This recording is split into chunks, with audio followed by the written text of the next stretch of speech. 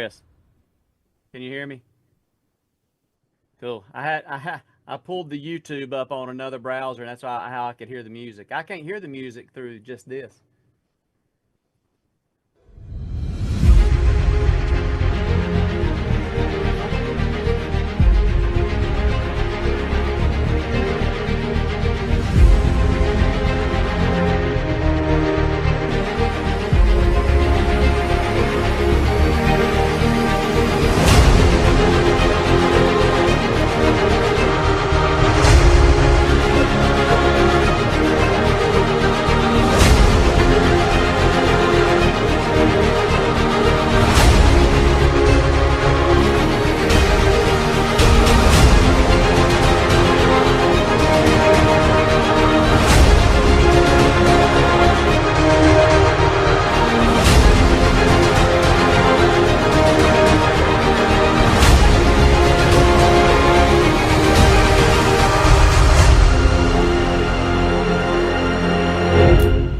And a good evening, everybody. Chris McDonald with you. We've got to make a little technical adjustment here. Hang on just 1 second. And hang on just a second. Let me do this first, and then we'll do that. Next, there we go. I got the one and only, the man of the year, Christopher Allman, the Allman Bar, we call him affectionately. We are good to have my dear buddy. This is the man that does my music, makes me sound good even when I'm not good. It's good to see you, buddy. It's been a while, and I missed the convention, but it's good to see you. We'll get him next year. We'll be back with a vengeance. Chris laughs at me when I come to the convention. I'm the only guy in the whole hall that has about 6 bags of CDs I'm walking around. You buy our special every time. I buy your special every time, and I give them away. I give a lot of this stuff away. It's good to see you tonight, man. How you been? Good to see you. Listening to your program, come on, that music, man, made me feel like going out and fighting Apollo Creed. we try to get people, fired up a little bit. We're doing great, staying busy. Yeah, I'm staying busy. It's good to see you, man. It really is, and proud of you, Greater Vision Group, and always a pleasure. You're my brother. You're my neighbor too. I do want to talk about the flooding before we get to some other things tonight. Me and you were sort of on the edge of it. We sort of missed it we were probably right on the edge, but 30 miles east of us, man, Newport and points into North Carolina is just devastation. And Greenville, Tennessee. Greenville, it's been awful up here. But what are your thoughts? I mean, it seems to me that the bigger issue is not so much the flooding. I mean, I hate what's happened, but this FEMA response, the government has let Tennessee down. Now, Bill Lee's done as good a job as I think he can do, but the federal government has caused more problems than they've helped in this mess up here. The federal government is a total joke. I'll just tell you, anytime something like this comes up and they start talking about FEMA, my wife and myself just shake our heads, especially my wife, Kimberly. And FEMA is just bad news, when they move in and try to take over. It's like they really don't know what they're doing. You have people there in the Appalachians, or the Appalachia, and they're mountain people. If anybody can survive this, they can. I hate they've gone through it, but they know how to chop down trees. They know how to clear roads. They know how to use chainsaws a whole lot better than FEMA does. And when you have, and I'm sure your listeners, and you've seen this as well, if you have a cell phone these days, or smartphone, you get everything as quickly as the news does, and you're probably getting a better version of it. But, when you have people who are looking to help go in and pull people out with their personal helicopters and personal finances and things like that, and you have FEMA telling them to stop or they'll be arrested, or somebody's sending in a truckload of goods and things to help people out, and they're saying, well, we're going to need to keep that and inventory it, and that's just, come on, man. It's almost like they don't want for these people to effectively be helped at all. I know, and one thing I can think about, and we sort of went back and forth with some folks last night. on the network because people are thinking this is a Republican thing. They're trying to keep the Republicans from voting. They're trying to keep everybody from voting. I mean, it's this hurricane didn't send a questionnaire ahead of time and saying, are you Republican or Democrat? It affected all people. It did. And, and it's sad, Chris, but you're right. And I guess I can't get into the head of the government if they think that this is hurting Trump. It's hurting them too, because I can tell you just as many Harris voters ain't going to get to the polls as Trump voters if that's what their goal was. But you ask probably the $1 million question is, why are they doing this? And look, North Carolina's got a Democrat governor. If we got a Republican governor here, but politics should not enter into these decisions. And this is how messed up, and I would use another word, but this is a family show. Sometimes I accept it late at night. But this is messed up. It really is. I mean, it frustrates me as a Tennessee citizen, as an American. I don't care what the party affiliation is. Give the people some money. Give the people some food. Give the people some water. Get some clothes in there. And as you said, let the Appalachians help themselves, but stop hindering them from getting their cities back and their towns. Right. If you do want to look at it in a political way, if anything, this hurts, the Democrats, Harris and Biden. You want to say Biden, but he's really non-existent, because this is on their watch. Yes, just like everybody wants to talk about how Donald Trump, and COVID and how that was on his watch, and he couldn't help that. And when I have to say this, Harris, well, there are those things out there. We can go further, about manipulation and things like that, if people want to put their tinfoil hats on. But I'm telling you what, I'm getting to the place now where I don't doubt anything. I don't either, Chris. And I would not doubt that this was manipulated and pushed. It really is. I think it has to be more than a coincidence that it jumped the coast where it hit, came to North Carolina, and just kind of parked there and did its tragedy, and then dissipated, and then just went away. But that's, I don't know if that's for another show or what have you. But anyway, this is not a good look for the administration when they're saying, okay, you've lost your house, you've lost lives, you've lost loved ones, you've lost your properties, and your cities are gone, but we're going to give each family $750, and we're, hopefully that's just going to dig you out of the hole.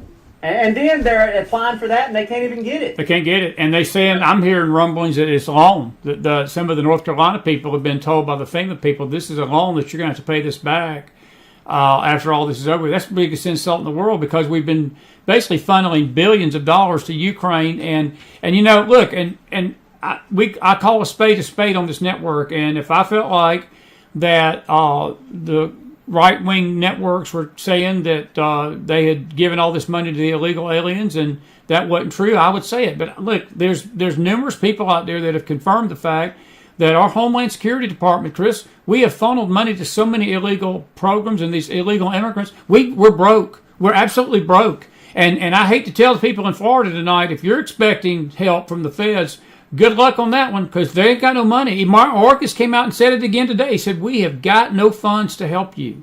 That is hideous. That's hideous. Yeah. Whenever you talk about the immigrants, and hey, Chris, you and myself are both all for anybody who wants to come to this country and live here if they come the right way. But this illegal immigration thing, where they're spending millions upon hundreds of millions, if not billions, to house them, to feed them, to give them free health care, to all of the billions of dollars going there, and I can't help but think and really know that it's all so they can secure some illegal votes. That's very true. Totally. I believe that with all my heart. I believe that's why the border is in the shape that it's in, and I think that's all by a divisive plan. But we've known each other for going on 6 years now, and we're about the same age. But I got to ask you this question. I was thinking about this today. You're a little older. I'm a little older. Okay, just a little bit. My hair's grayer, but you're same color. Yeah, exactly. But I was sitting in a restaurant this evening, and it hit me. And I know this is going to sound racist. It's not meant to sound racist, and it's not meant to sound bigoted about Hispanics. But have you ever had a time? Can you remember a time because again, we're roughly in the same generational time. I don't remember a time when this country, I don't recognize my country. You can't get an English speaking person on the phone. Every AI computer generated voices are taking over. There are even these robot calls now. They'll come on. You think you're talking to a person, and then 2 seconds in, you'll realize you're talking to a computer. And all of this stuff is like they're replacing the human being, but they're replacing the American citizen. And look, I'm not pushing Aryan white only theology here tonight. I'm not even remotely saying that, but I'm talking about American citizens. I'm just talking about citizenship. Chris, we can't even go into a store and all this crap. If you push 1 for English, 2 for Hispanic, 3 for whatever other language is out there, that should not be so in this country. The way I look at it, if you come here, you learn a language. You come here, you assimilate with us. We don't assimilate with you. I don't mean that to be ugly tonight. I know that may not sound the most Christian of things, but I'm going to tell you something. The only thing the Bible talked about with the stranger is you treat the stranger with respect, as because you were a stranger in Egypt. But the thing the Bible does not tell and say, and I've heard evangelicals say this, and they're absolutely wrong, they always overlook the lawlessness of many of these that are here. And if they're here illegally, they've already broken the law. And to me, they're not a stranger in our country. They're a criminal in our country, and they need to have their backsides deported. Of course, that's why Chris ain't president tonight, because Chris would last one day. Yeah. Even Allman might disown me after I'm done, because I would get up and I would say, you got 30 days to get your stuff and get back to your country, and we'll help you do it. There's nothing wrong with that, and what they say, they're sending them over here. And they're being allowed to come in. So, hey, can you blame them for wanting to come in? No, I can't. A free pass? I have friends, personal friends, who have come over, like from Canada, for instance, and have spent tens and tens of thousands of dollars on attorneys and the process in order to be here legally. And I respect that. And anybody can respect that, and it's matter of fact, it's really kind of crazy that they have to spend as much money as they do to become a citizen. But that's another show too, I guess. I don't know. But no, you're right. Where they just say, hey, here's the funnel, come on in, and we're going to house you and just take care of you.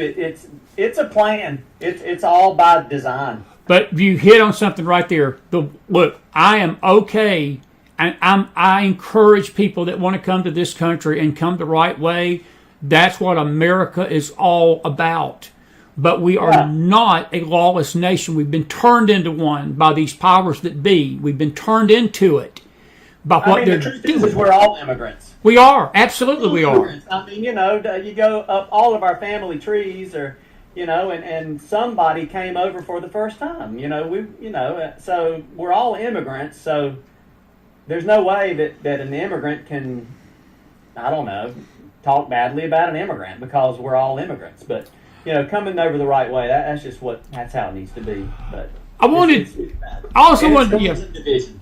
to bring you on tonight to talk about something else. It's a little closer to home for me and you. We're both preachers' kids, and we've grown up in the church. And, I have seen the church inside and out just like you have. I've seen the good, the bad, and the ugly. Like I tell people, when you're a preacher's kid, you got a front row seat to it all. But it seems that I saw we've been really screaming about this for the last 2 months.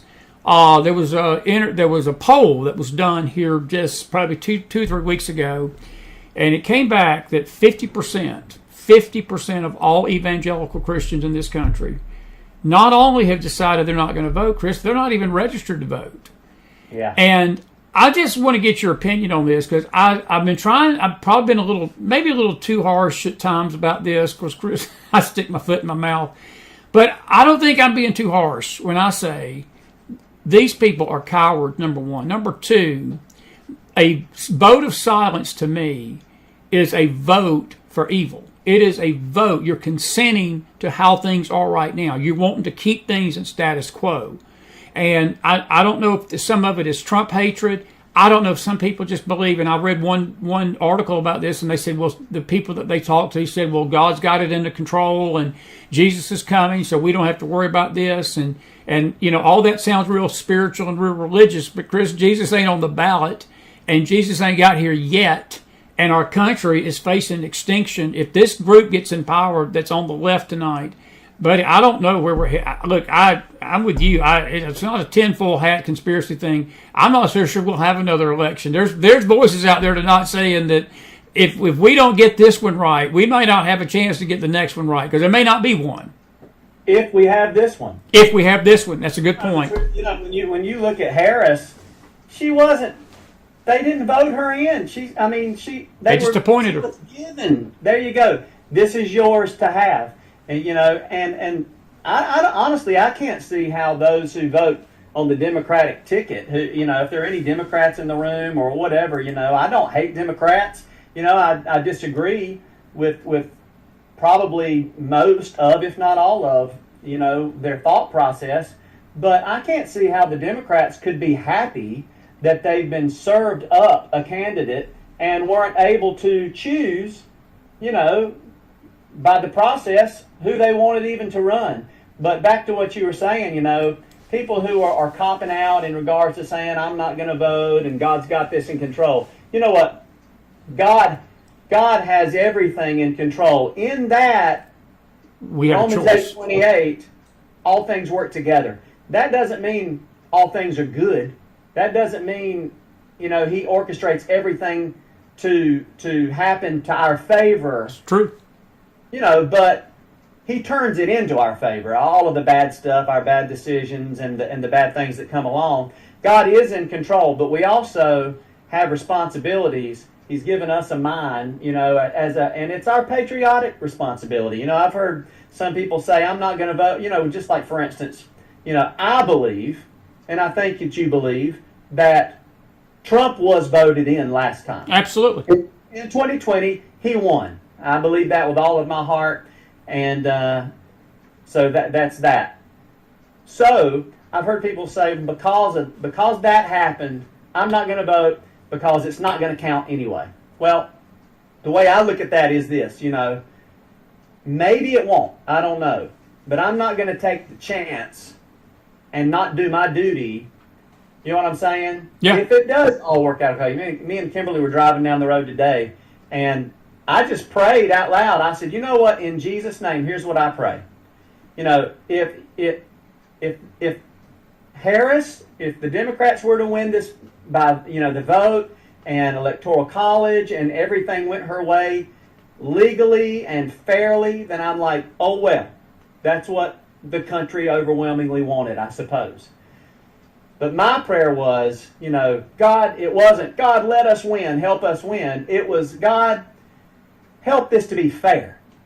God, if there are evil things at work who are looking to, be divisive and to cause, the election not to be fair and to cheat, for lack of a better term, God, put a hedge around that. Don't let them do that.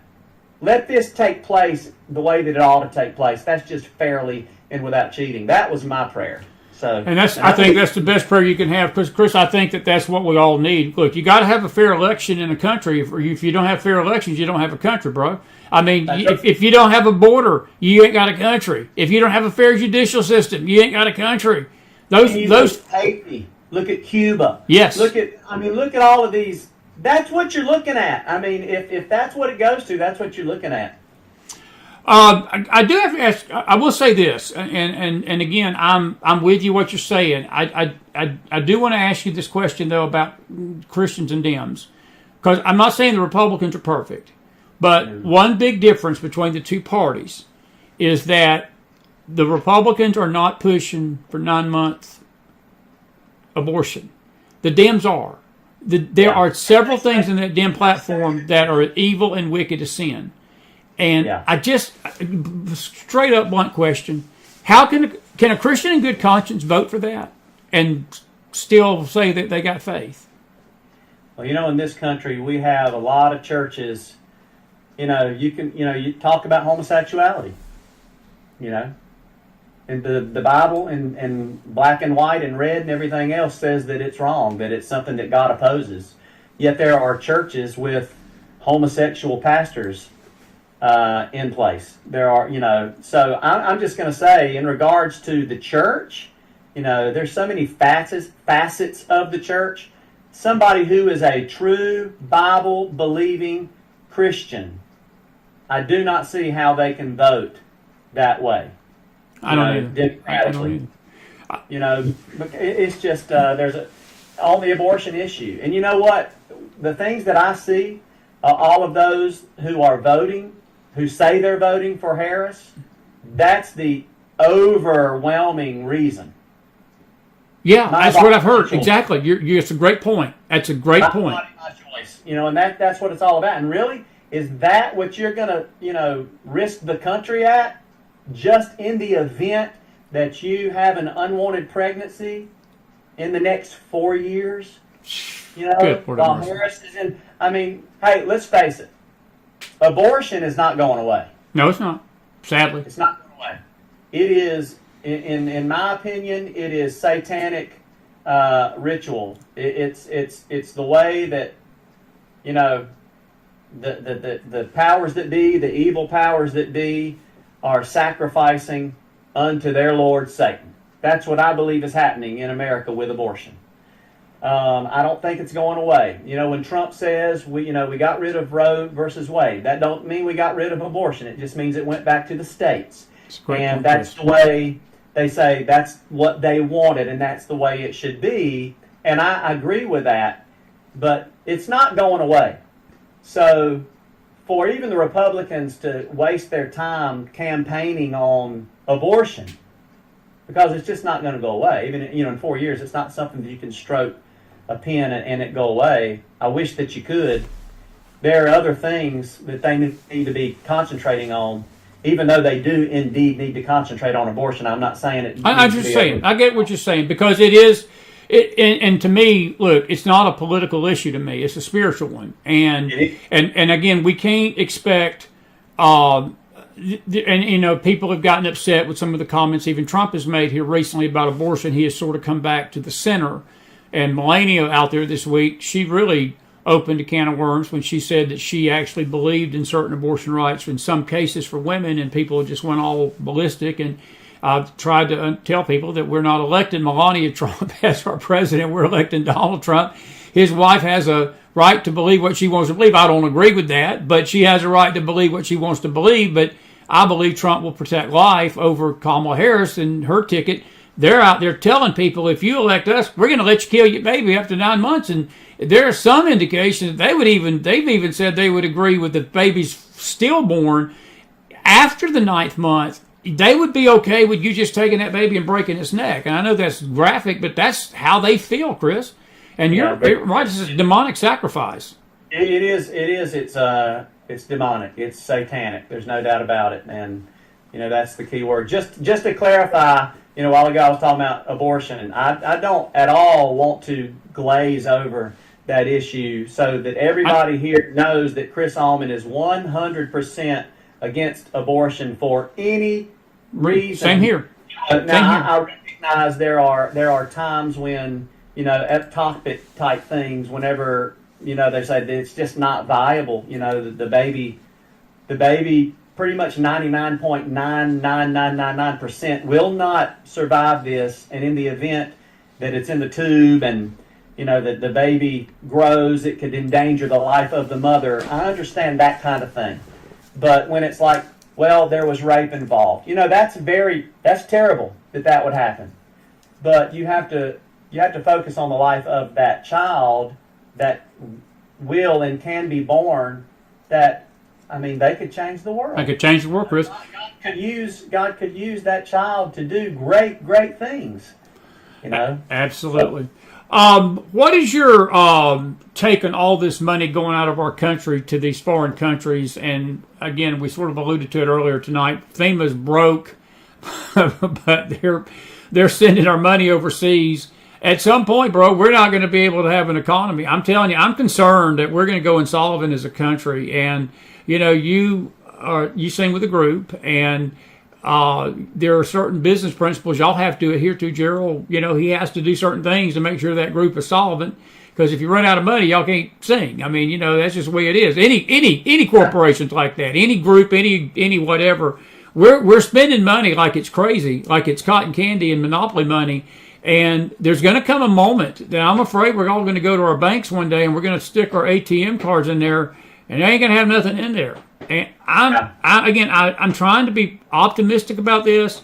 I'm having a deeper growing concern that our economy is going to be the target of a lot of bad things coming up this next year if this election goes the wrong way, because I think that they're pushing us to communism and socialism. I just do. I think that is what their ultimate goal is, and it goes back to what you were talking about earlier about FEMA, why they're doing what they're doing in North Carolina. Well, in a socialist government, communist-run state, the government passes out to you what they want you to have, and you basically have to take it up the backside and say thank you very much and pucker up, because that's what communist nations do.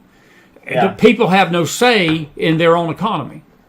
No, they don't. And Harris is a Marxist. Yes. Yeah, it's just the way that is. I mean, they absolutely want to push us that way. And then that's why they make all of these empty promises. When she's debating Trump and she says, "Hey, look, here's what I want to do. I want to give every first-time home buyer $25,000 to put down on their house." I mean, where are you going to get that? I mean, you can't give the victims of these floods and the storm $750. Come on. But you're going to give $25,000 for every couple or every home buyer period who wants to buy a house. I mean, that's that whole here we'll give. And the thing is what are they giving? They're giving what Chris McDonald and Chris Allman have paid in taxes. And, that's another whole show, too, because right. the tax system is illegal as far as I'm concerned. The whole property tax thing. I mean, when you own a property, you've worked hard, you've paid for it, you've paid the mortgage off, and you own this house outright, but then you miss a $867 tax thing. Somebody can come along and pay that tax. That's right. On your house. On your house. Exactly right, bro. It's just, it's crazy. Property tax and this tax and that tax and Social Security. You want to talk about Social Security? That's a scam. If there ever has been one. If you start talking about that riles me up. You're in a unique place. You get to travel this country, and y'all been overseas, and I envy you. I wish that we're not supposed to envy, but I envy y'all. I wish I could be with you. I wish I was part of a singing group and go with y'all. I know the lifestyle would be tough, but I would love to sing like you do professionally and so forth. But my question is not so much about the singing. Y'all see a lot of people every night in your concerts, and I know that people come up to y'all and talk. When you're out in the public right now, what do you see as the mood of the country? Are people expressing their concerns to y'all out there in the field? Do they keep their opinions to themselves, or are you sensing there's people that are concerned about the direction of our country out there in the public? Yeah, for the most part, we're singing to a crowd that believes and feels the same way that we do. For the most part, now if there are those who don't, we don't really hear from them, and then the concerts, and I'll be honest, when we go to a church, we're there 3 hours before the thing starts. Nobody's there but us and the pastor maybe, or the minister of music, or the janitor who lets us in. And we set up, and then we go shower, we suit up, and we come in, we sing, we stand there for 20 minutes afterwards to say hi to the people, then we tear down. And that's so, as far as conversation goes with us when we're out on the road, mm-hmm. We don't really hear a lot from people. I hear more from people on social media than I do there. But I'll tell you this, we just went to the beach, my wife and myself, and she just texted me, the beach! I was going to anyway. Good job, Kimberly. Hey, Kimmy. Mm-hmm. She's watching, so... Good. Yeah, we were at the beach, and we're sitting out there, and people are just coming, strangers. Okay, so we have Quill. Quill. Yeah, Quill. Hey, Quill. He's down here laying down with me. He's always in the studio with me. But he's laying down. But he was with us at the beach, so he's laying there, and so he's always a conversation starter. People come up, and if you have a dog, people are going to talk to you because they want to talk to that dog. They want to see the dog. So they're asking about the dog. And 2 or 3 times it went into what was going on with the storms, what was going on with the elections, just random people. And I mean, you know, they feel exactly the same way that we do. Talking about weather manipulation, talking about people we don't know. So that was pretty interesting. So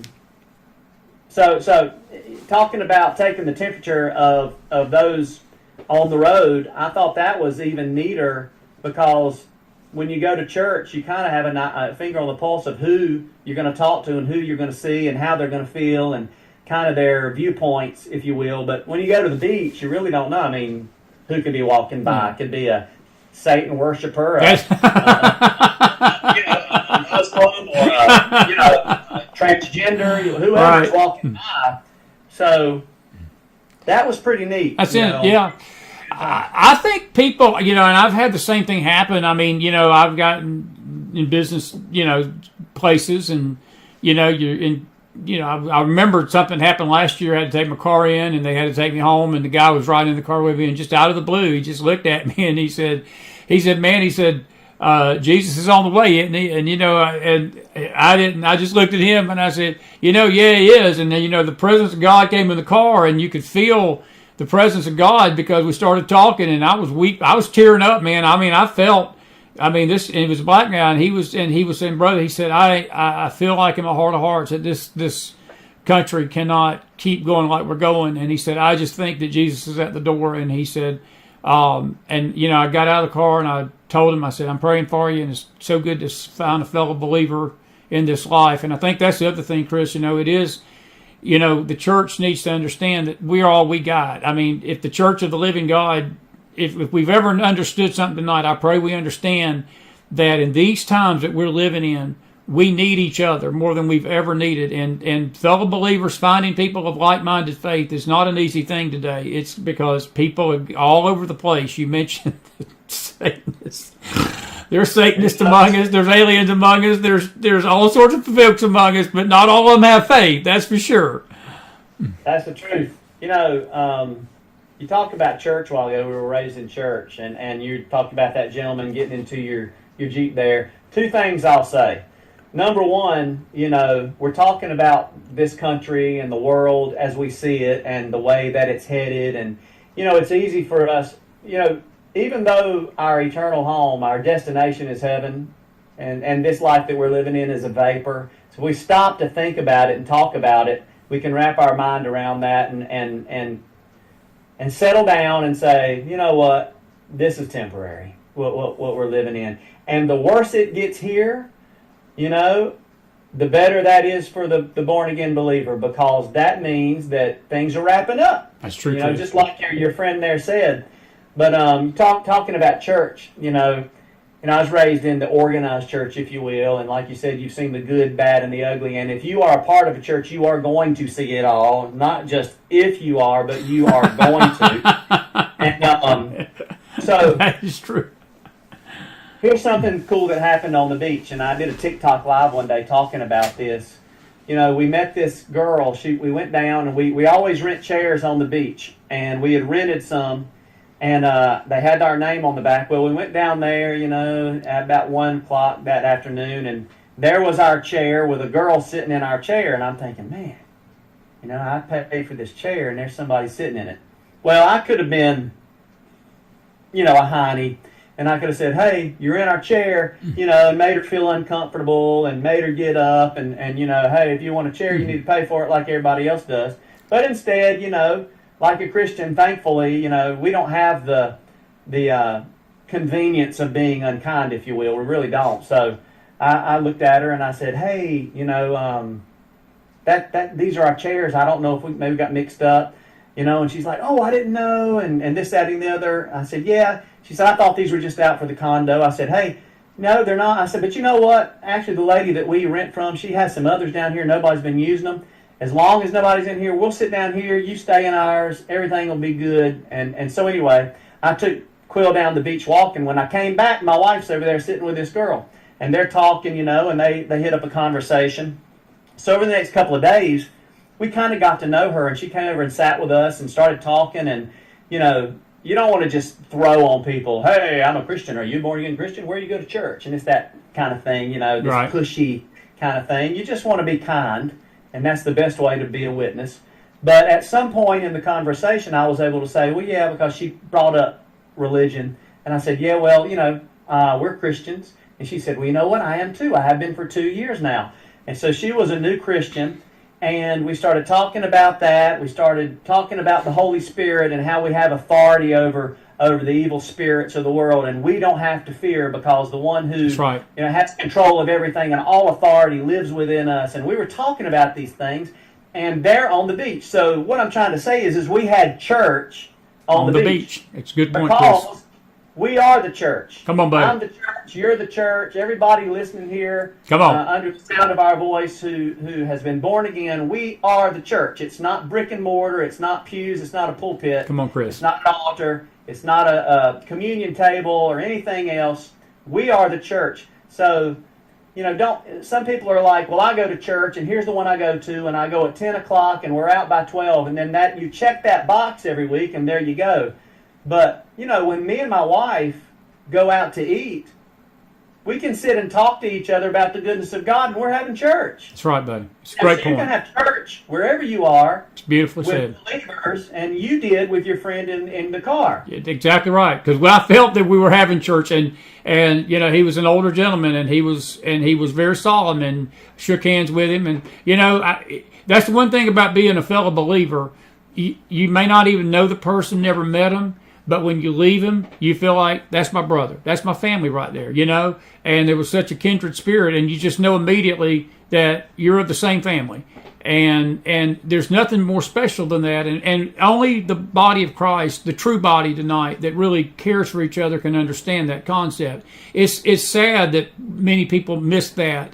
And I think the pushiness and the self-righteousness and all this other stuff that goes on in the body has hurt many people, and like you said with the young lady over there, y'all, if y'all would have acted, you know, real belligerent to her about that chair, that witness would have been lost. And she was a young Christian, and maybe she would have got discouraged and said, well, if this is what I've gotten into, maybe I don't need to, you know, hang around Christians. And so that it means a lot. Buddy, we've got about 5 minutes, 10. Let me ask you this, sort of change subjects totally. I want to talk about your Southern Gospel a little bit tonight, because a lot of people, we still have our Saturday Night Gospel sing from time to time over the network, and we play y'all's music. And I just, you know, I've never publicly told you thank you.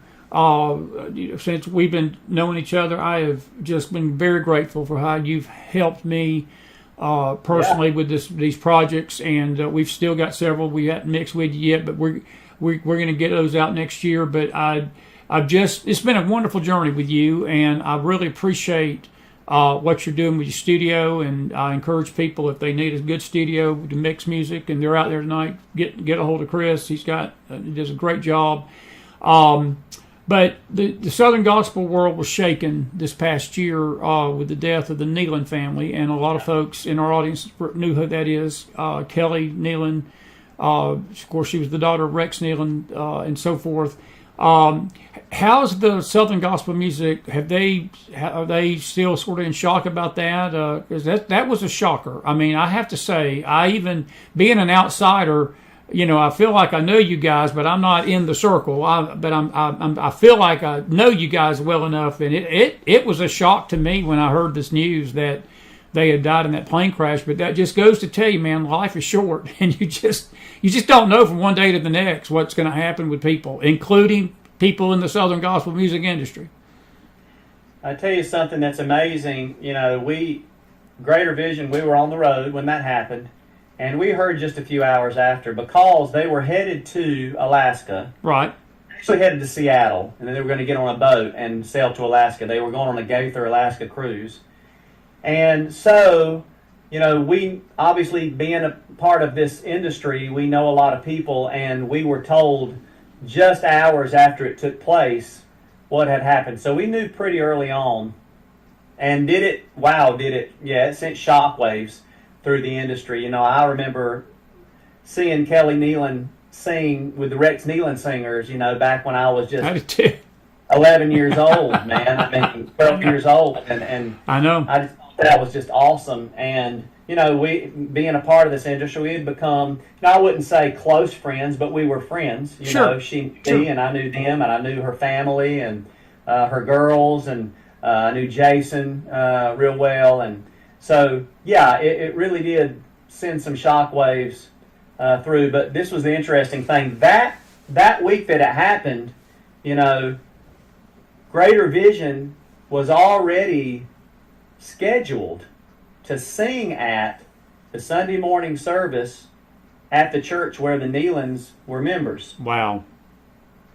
So, I'm sitting there thinking, man, I wouldn't be surprised if we get a call saying, hey, we're going to need to cancel that because this is going to be a hard Sunday for our people and this, but actually they called and said, we really need this.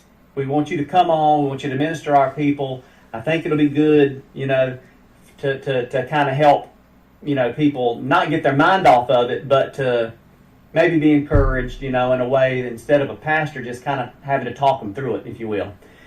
So we went on and we did that. And I mean, God gave us the songs to sing.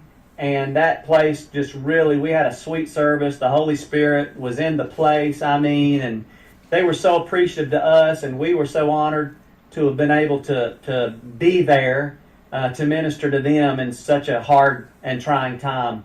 But God just orchestrates things that way. But yeah, nobody's used to it. Everybody, when you think about it, of course you're still. But Autumn, she's doing well. I've seen her a few times. Good. Since we just did a Bill Gaither video that'll be coming out, I guess, on just YouTube now. I mean, things are not released like they were on VHS tapes anymore. That's true. Released on YouTube, and it's going to be a good video. She was there. I saw her and she at NQC this past week, and she seems to be doing well. I'm sure she's having a lot of battles, she has to deal with, and not just in her mind and in her heart, but even things that she's having to reconcile in regards to, all of the legal things that happen whenever you lose an entire family, So, I know. Well, as I said, it was definitely a shock, and but I'm grateful that she's doing well in our prayers. But the industry itself, Chris. Again, I in doing this music with you, I've reconnected to it, and I miss, because I grew up under the same music you have, and my dad he sang with a little group, and I love this music. I mean, this music is the best music in the world to me. But the Pioneers, J.D. Sumner, the Blackwoods, the Hovey Lister, all the J.K.S., all those groups are, the older groups are gone. The industry's taken on a whole new flavor, it seems, and these newer groups are coming in. There's nothing wrong with that, and I'm grateful for it. But that's where Greater Vision, I think, stands out, because Gerald and you and John Epley and Rodney, I mean, y'all are 40, 50-year veterans of this thing, and y'all been in the back way in the days when this was really getting its footing in America, and y'all were still here. And I think that's a testimony to God's moving in y'all's group, because a lot of these groups, they, even now they come and go. I mean, you'll hear of a group one week and you go to the website the next week and we're not taking bookings anymore and we're gone, But it's been a long haul, and it is. I know it is. Well, good deal. Now, listen, I'm going to give you about 5 minutes. Wrap us up. Your final thoughts tonight. It's so good to have you, and we're going to get you back on before the election. And we're always praying for you when you're on the road. I'm looking forward to some fellowship with you soon, and I'm grateful you came on the show tonight. You're always a blessing to everybody. And final thoughts. I'll let you wrap us up. Yeah, it's hey, Chris was asking earlier about before we got on here, I believe, about do I know any good reputable places that you can contact in regards to helping people out through the storms, who've been hit hard. If you don't mind, I'll just mention it. There's a church in Asheville called Trinity Baptist Church. Mm-hmm. Ralph Sexton Jr. Was the pastor there for a long, long time. Very reputable. I give to him on a regular basis because he has a very strong ministry to Israel and the Jews there. But they have something set up for this, and there's somebody I totally trust. So if you go to their website, and it's Trinity Baptist Church, if you can just Google it, Trinity Baptist in Asheville, and they have a page there, and then you can click give, and what do you want to give to, and it has disaster relief, so you can give there. So that'd be neat to do. I'll mention this if you don't mind. I'll get forgiveness later if you do. You can go follow me on Instagram if you don't mind, at Real Chris Allman. Some neat stuff been going on there. I've been doing these little reels. If you have Instagram, you know what that is. Yeah. And I try to put one out every day. And been doing pretty well with that and growing my social media. So if you like to hear a tenor singer sing hymns and some praise stuff every now and then, just a little clip of it, that'll show up every day. And so you can check that out. So that's at Real Chris Allman, Allman. So that's my Instagram. And I also have a YouTube channel called At Hymns and Praises. You can go there and subscribe and listen to my music in its entirety. And I'm on Spotify and all this. And Chris is getting on Spotify as well. Just released one to that. And so you need to go on your Spotify, Amazon, Apple. You need to follow Chris McDonald. And you need to follow Chris Allman, so you can listen to some good gospel music. Me and you have got to get us a radio show and call it the CNC, the Chris and Chris Attack, or the Chris and Chris Show. I think we do well. Run our mouth and sing at the same time, and But anyway, I do want to thank you for all the work. It's hard to believe. I was sitting here thinking about this the other day. I've done, 17 projects with you already. That's amazing. That's nuts. And we just started this in 2000. That's a lot of music, man. And but I appreciate you, man. And right? Huh? Yeah, we started in 2020, and I know that because the first one came out right before my dad died. My dad died in 21. He was not able to listen to the second one, and but you've done a masterful job, and I appreciate you. It's always been fun working with you. The gang over in North Carolina, our band, our dear buddy Van Atkins. Thank God they didn't have any serious damage. And well, you hit a home run tonight, my friend. I'll be in touch with you. And listen, be safe on the road. Thank you for being with me tonight, Kimmy. Good to see you. Where's that Quill at? Tell Quill his Uncle Chris said hello. Quill's the only dog, the absolute only dog. Come here, Quill. Come here. He's down here looking at me like, what are you all?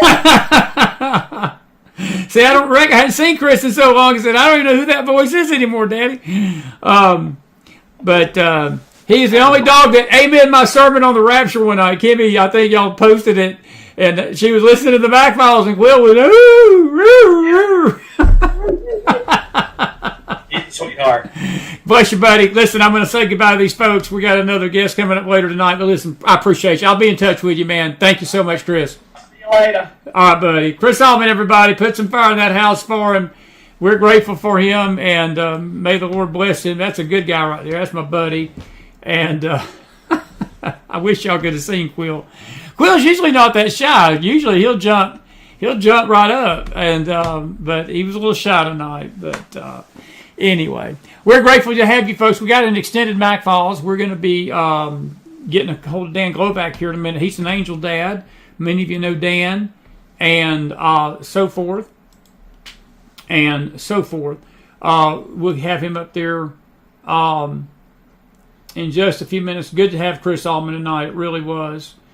Really, really was. I'm going to just say a few of these comments. It looks, Jake, good to see you, Jake Franchise. And Jake, I'll agree with you about the statement about the loan and the grant. Whether it's a loan or a grant, it's still an insult. I don't care whether they... It shouldn't be anything. It should be basically, it should be more than $750, but it should be a lot more. And if they're telling people, well, if you're a homeowner or whatever, they're putting conditions on it, it's not a gift. And I'm with you 1,000,000%. It burns me up. But anyway, good stuff tonight. And let's see here. I do want to say this about Chris before I forget it, and I've been meaning to say this. I do encourage you to go to his Instagram page. We have been so swamped with breaking news, and our face shows, we get in here, these weeks go by, and they turn into months, and days turn into weeks. But we have played some of his hymns and worship hymns on our network, and we'll continue to do so. We want to do that. We just haven't recently.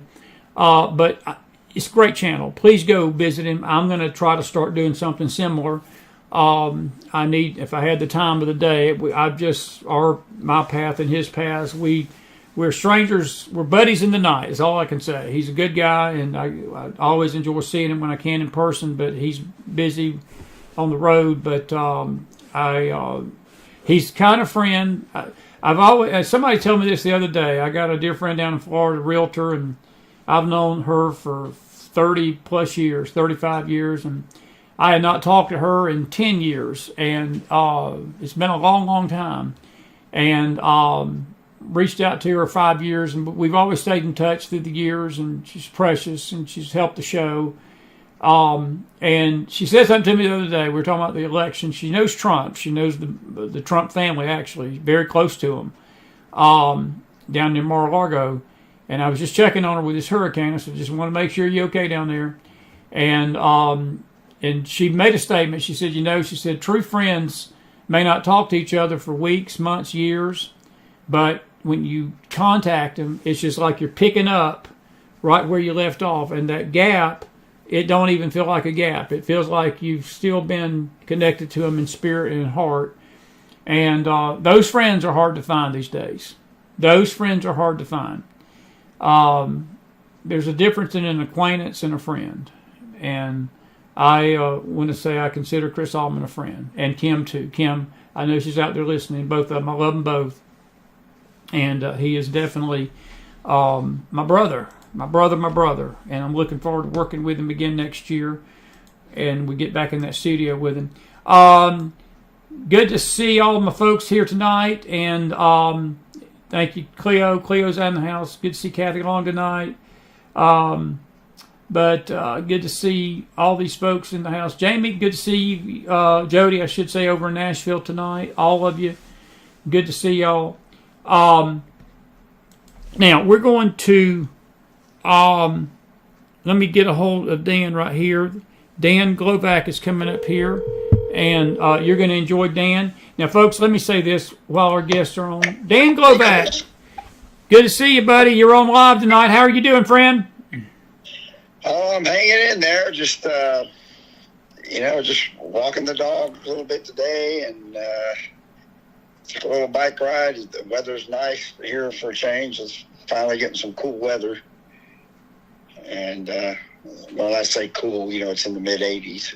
Right. Well, that's Texas weather, man.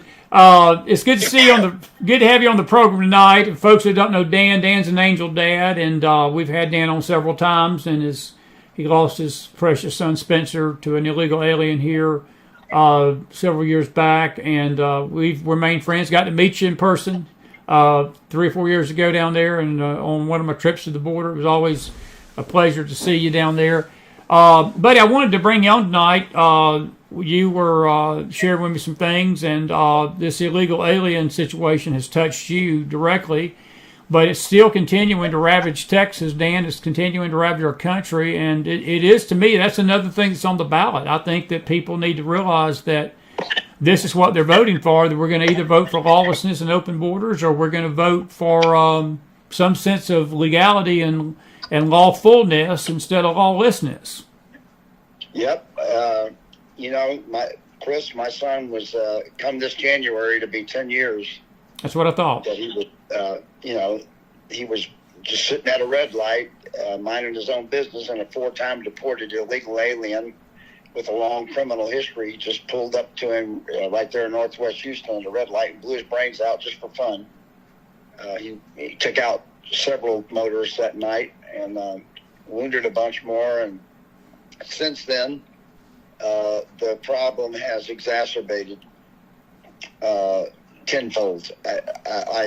I can tell you that living down here, I'm a native Houstonian. I'm 61 years old, and I don't even recognize my neighborhood anymore. I don't recognize my area. It's totally been changed. Yeah, you mentioned your neighborhood, Dan. Texas seems to be ground zero for this thing. Are you concerned that there are enough municipalities and counties that are not watching the fort when it comes to these voting things and allowing these illegals to vote in Texas, that Texas Is that what their goal is, to turn Texas blue? That's what they're doing with the whole country, Chris. It's not just Texas anymore. It's they're being flooded into the interior, which is why, on a pound of flesh level, it's kind of somewhat gratifying to watch these illegals get bused to these blue districts up in New York and places like that, Chicago. But the reality is, what's really happening when they do that is they're changing the census, because they'll be counted on the census, and they're changing the districts or redistricting things, and they're going to, by simply doing that, going to be able to create more Democrat, seats in the House. Right. All right. Like the redistricting would make it to where the state would get more representation in the House of Representatives, and we'd wound up with a complete chaotic monarchy in the regime of blue instead of a fair and free representation in Congress. Yeah, and we're running out of room in Texas.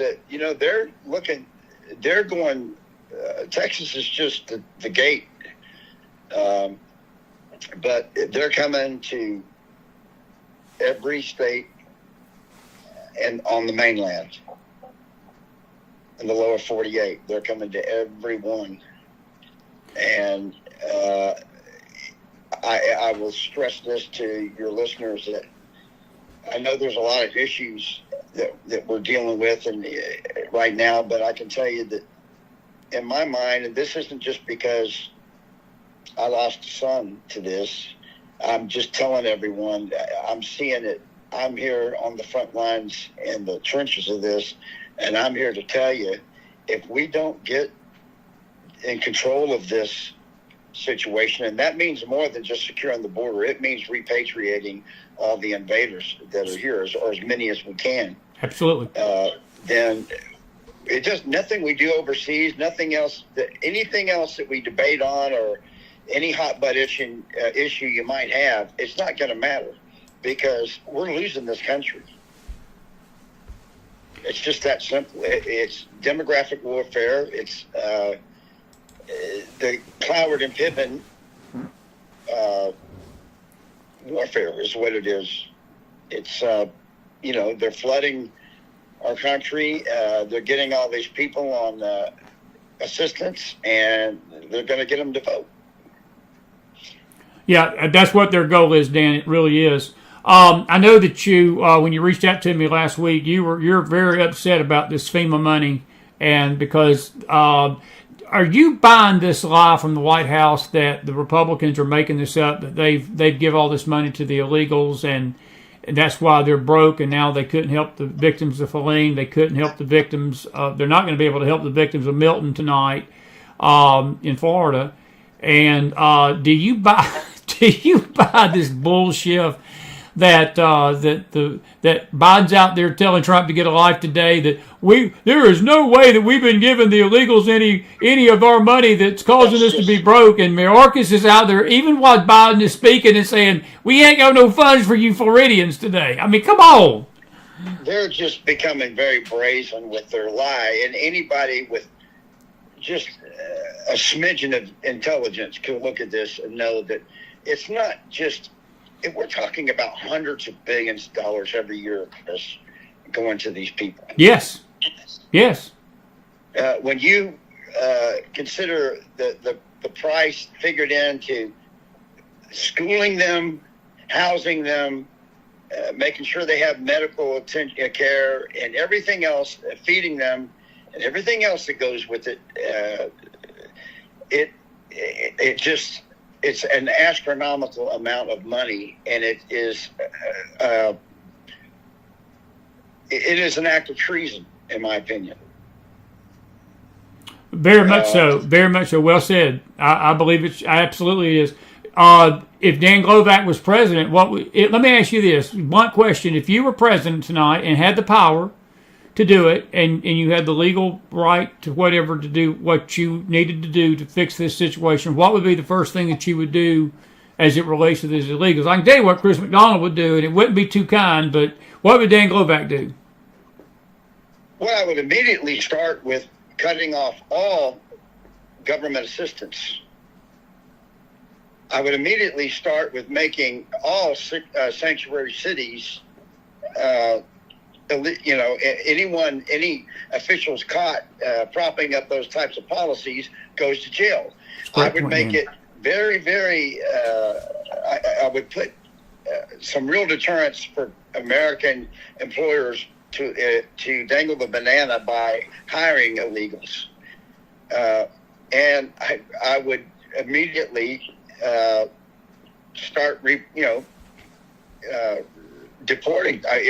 That's the only way I see that we could save this country is there's going to have to be a mass deportations. And I hate to put it this way, but if Trump gets in there, this time he's going to have to be an asshole about it. Yeah, I'm with you. I'm totally with you. And I think he's doing going to piss a lot of people off. But look, we need to decide what's first. Who is first in this country?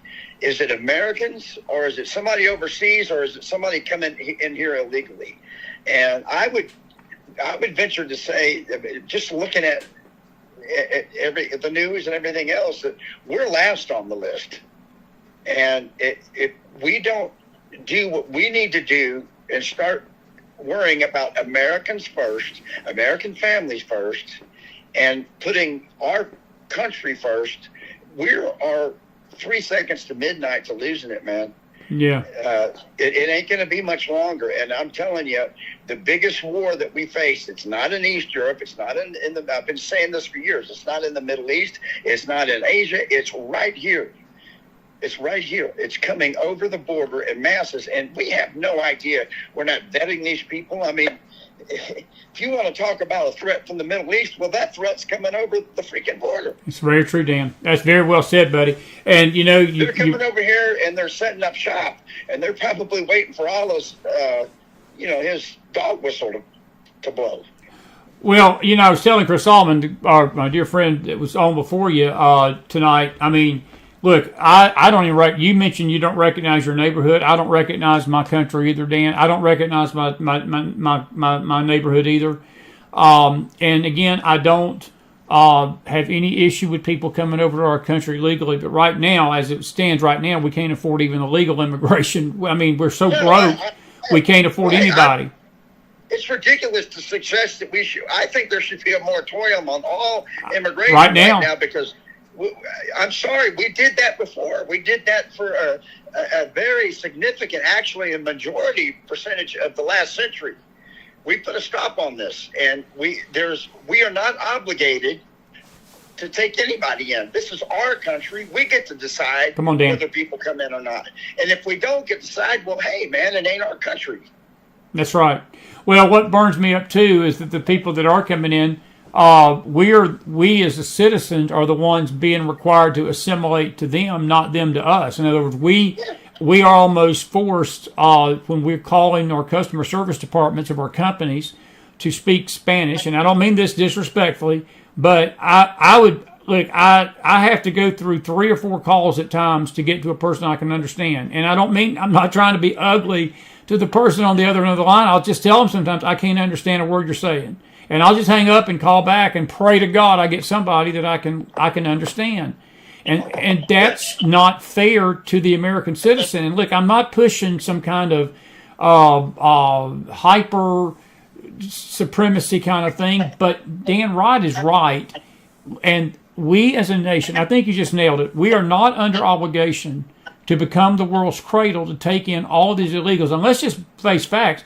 Brother, this is intentional. This ain't even this humanitarian, this crap that they're claiming that it's supposed to be for humanitarian reasons. That's a sham. And that's just a smokescreen. It's about votes. It's about free labor. It's about the overrunning of our nation. It's about the breakdown of society. It's about basically communism and socialism, because this is what communist and socialist nations do. This is the goal. It's been the goal. And I'm just here to tell everybody. And as far as, labels, if people giving us labels about supremacy and all that stuff, I'm way over that. Me too. I'm going to tell you something. Me too. I love my family and I love my people more than I love anybody else, and I don't give a damn what anybody has to say about it. I loved my son more than I loved any of these people coming over the border. Yeah. And it's not particularly a pigmentation thing, but, because I consider my people, there is some diversity and background when it comes to that. Sure. But all these people coming over here, helping themselves to our country, if me resenting that is a supremacist, you can call me a supremacist all day long. We need to get over that. We need to get over that. We're never going to get over it, Dan, because this country is so messed up in the head. You said something to me, I think, the other day or sometime, that we're so messed up right now. I don't know if we're not at a point of no return, brother. I tell you, I'm with you. I really, too. I saw something recently. It was a meme, and I don't know what actor, maybe Jack Nicholson, and it says, my level of trust in the human race is I look both ways on a one-way street. And I think that's where we're at right now, because we just lost our natural-born minds in this country, Dan. We just lost our minds. Yeah. I want to ask your listeners, look at your children.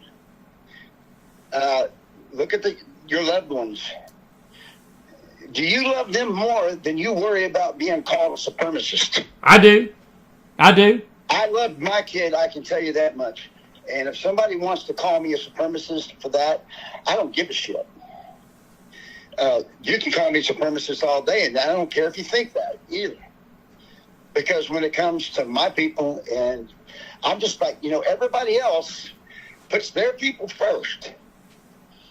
Well, Americans need to start doing that, or we're done for. Let me ask you this. I'm not calling out on, there's a lot of people named Espinosa or Rodriguez that are just as American as I am. So, we don't need to go there. Okay, that's not where I'm going with this. I'm just talking about people who are here that are Americans.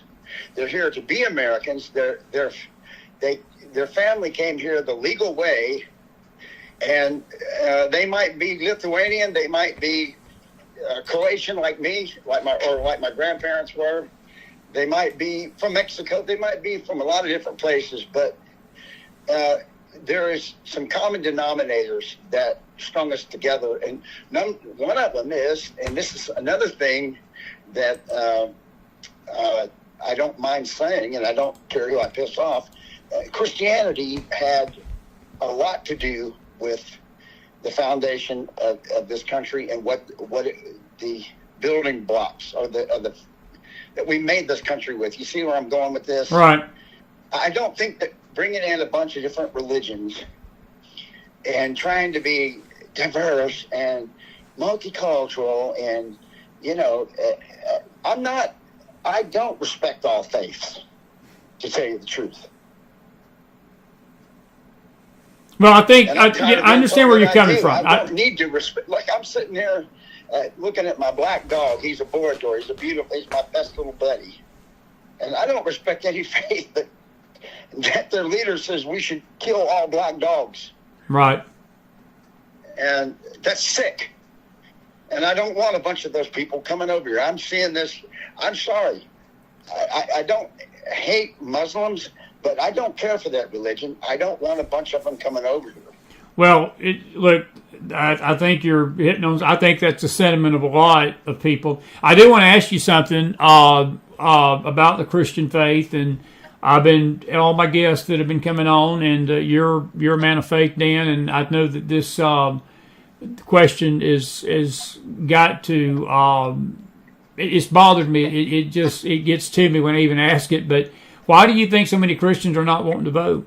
That they're not even registered to vote? I mean, we're hearing at 50% right now, and if we got roughly 125 million Christians in the country, 50% is going to be about 50 to 60 million that are not going to vote, but they're just not even registered to vote, and that's just unreal to me. Well, no one has ever made the claim that Donald Trump is, and the Republicans. I'm not just going to point that they're saints. That these are these are stellar Christians or even Christians at all. Right. Okay. And I've never made that claim. Donald Trump is not my Messiah. However, I will vote for him because I understand, Chris. I can survive a bad case of IBS. I can't survive 4-stage cancer, stage 4 cancer that you're going to get with the Democrats and Kamala Harris, because that's what that is. Yeah, there's problems with Donald Trump, and I've been disillusioned about some things with him. There's things he says that I think are just boneheaded, but on comparison and to Kamala Harris and the Democrats and the woke left, it's just night and day. It's something you can fix or something you can work with. You can't work with losing your country. And that's what's going to happen if we sit there and allow, because we just want to make a point, that we allow these Democrats to come in, take our rights, take our guns, take our free speech, take our paychecks, and just basically rid our borders, get rid of that, and we're just I liken it to walking the plank. Yeah, I'm with you, buddy. I think not going to ever find anyone that's going to be Jesus, running for president. Okay? Well, that's what people are wanting. Close to him. Yeah, I'll agree, and I think that's where people are getting blinded by this thing that they're expecting perfection. They're not going to get it. It don't matter. But Jim, what bothers me is this: the same Christians that use that argument about Trump, I never hear them say anything about the left. I never hear them say, "Hey, abortion's evil. We can't vote for abortion." I've got I want to read you something. This is a quote from a pastor that got in a lot of trouble, and it's a good time to bring this quote in. And I'll just read what he said. Somebody had asked the question, how can you vote for Harris Waltz as a believer? Do you think that killing babies is something Jesus would support? Put your personal views on the person aside and vote for the party that is going to support your morals and religious beliefs. I believe that any party that has any association with murdering children of God should be immediately out of the question. Well, this pastor, who's actually in my state, he said this. I want you to listen to this. Abortion is a horrible evil, but whenever I hear somebody say but, I turn them off immediately. If they can put a period after abortion is a horrible evil, that's the end of their argument with me. He says the evils on the other side have been to levels or risen to levels that jeopardize the foundational rule of law in our country. I am thinking long term and voting for us to have a chance of national renewal in the future. And he took this tweet down. He took his whole Twitter feed down because he had other pro-Harris tweets on there. That's coming from one of the biggest pastors in my state, buddy. I mean, and if you get something like that, then that's nothing you can fight. Because that's going out in pulpits, and I guarantee you, that sentiment is going out through the pulpits of many a big church in America tonight. Well, if there's the way you'd like it to be, and there's the way it is. That's a great point. And if you don't deal with the way it is, it ain't ever going to be the way you want it or like it to be. And you work with what tools you have. If you're in a sinking boat, and I would suggest we are, and you get to choose between a big pail or a little cup, what you're going to choose. That doesn't mean the big pail is the ideal situation, and there's nothing ideal about Donald Trump and the Republicans. I can assure you. I've met them. He's not my Messiah, and I don't like. I've stood next to Donald Trump in front of 20,000 people on several occasions. Yes, you have. It did bother me that there was this sort of like cult-like, I guess, percentage of people that were out there that just see him. But that's neither here nor there. Irrespective of any misgivings I have about the guy, I have no misgivings about Kamala Harris on the left. That's right. None. That's right. They will. Again, it goes back to the IBS stage 4 cancer comparison. That's what you're dealing with. And we don't have much time. This thing at the border, this very thing at the border that Kamala Harris and Joe Biden has engineered. And let me tell you, it's 10 times worse than it was when my son was murdered 10 years ago. I was going to ask you that, but you just answer my question. Yeah. It's only going to get worse, and you people that are listening to me, you think it's not going to affect you or someone you know, trust me, it will. It will, and it's coming, and it's coming like a freight train, man. It's coming across this border by the millions and millions and millions. And these people don't give a damn about you. They don't give a damn about Jeffersonian ideas. They don't give a damn about our Constitution. They just give a damn about what they can get out of it or what they might be able to get out of you. Yeah. Roger Hooker's got a great... They are weaponized. They're a wrecking ball. And if you don't understand this, if you don't become... if you're not willing to be called a supremacist to stand up to this, you're going to lose your country, and you're going to die as a culture and as a people. And you're going to live a shitty life. Yep.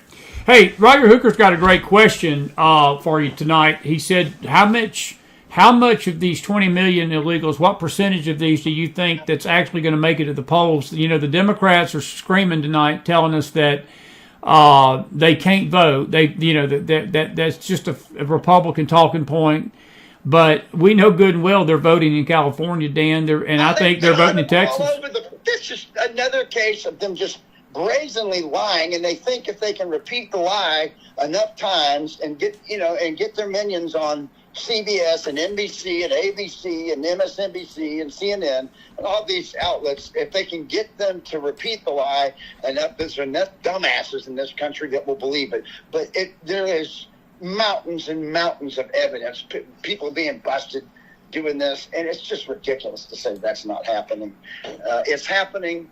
That's why they're allowing it, and it just like the money and everything else, it's happening, and it's called the Cloward and Piven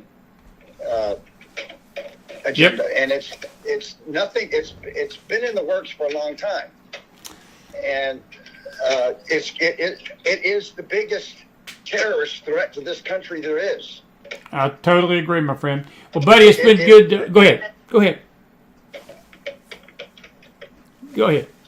No, I was just going to say, well, we got about 5 minutes. I was going to let you wrap us up, and I was just telling you to go ahead and finish that thought. It's been good to have you tonight. You got any final thoughts and things you want to share on your heart before we let you go? Folks, again, I'm not on Team Trump. I'm on Team America. However, if you don't like Trump, I'm asking you, just go hold your nose and vote for him anyways, because if you don't, you're not going to have IBS. You're going to have stage 4 cancer. It's just that simple. That's good. It's a good analogy. That's a good analogy, Dan. You don't have to like the guy. I understand. And he does have a mouth. I get it totally. But that's beside the point. Quit focusing on him and focus on that idiot that doesn't even know the difference between North and South Korea. Right. Well, that ain't all the thing that she don't know. It's just, but anyway. Hey, buddy, good stuff. I hope to get out to Texas soon. It's been a wild year, and hopefully things are going to settle down next year, and we're going to get out to Texas. Did you get hit by the storm? I was actually very fortunate here, Dan, where I'm at. I was just west of it. I've got a nephew that was just east of it, but everything in between us was devastation. And the Florida folks down in Tampa, we're going to talk about that a little bit later. But it was a close call. But thank the Lord. But we do continue to pray for the people of North and South Carolina tonight, and East Tennessee, extreme Eastern Tennessee. Well, pray for our brothers and sisters there in North Carolina and Tennessee and Georgia and Florida. Absolutely.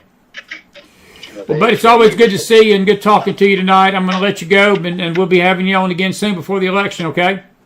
God bless, Chris. Bless Dan. Thank you for coming on tonight. Thank you, my friend.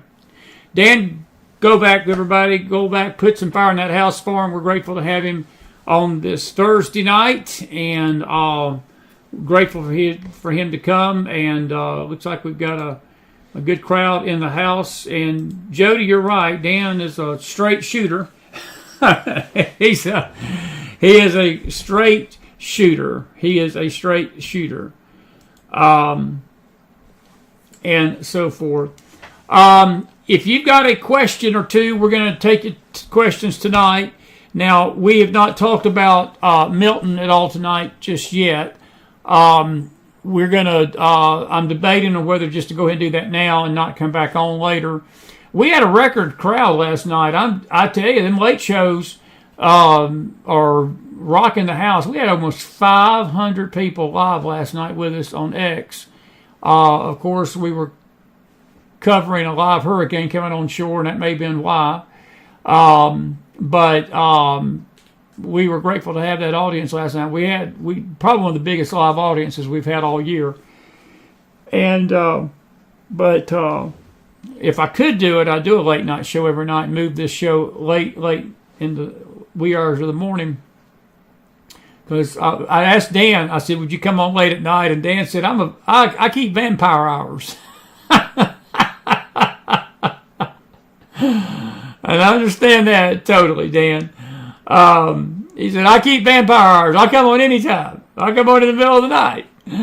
And but Dan did a good job tonight. I appreciate him. But anyway, we do want to thank him for being with us tonight.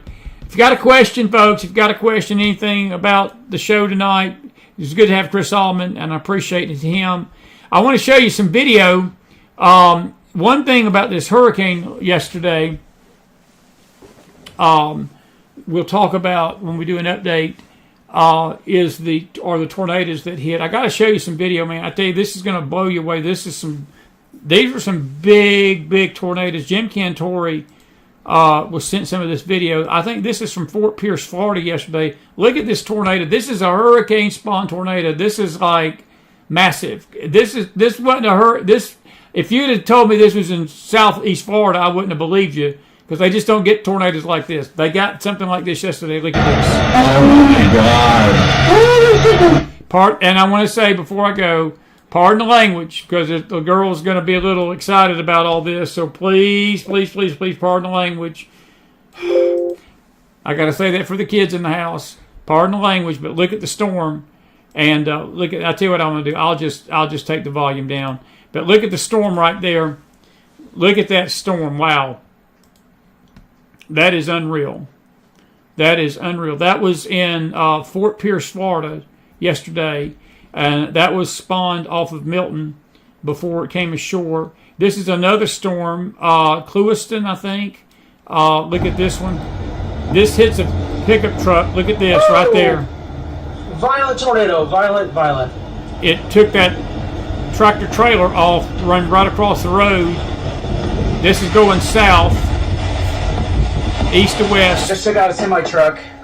Yep, look at the semi-truck right there. Crazy.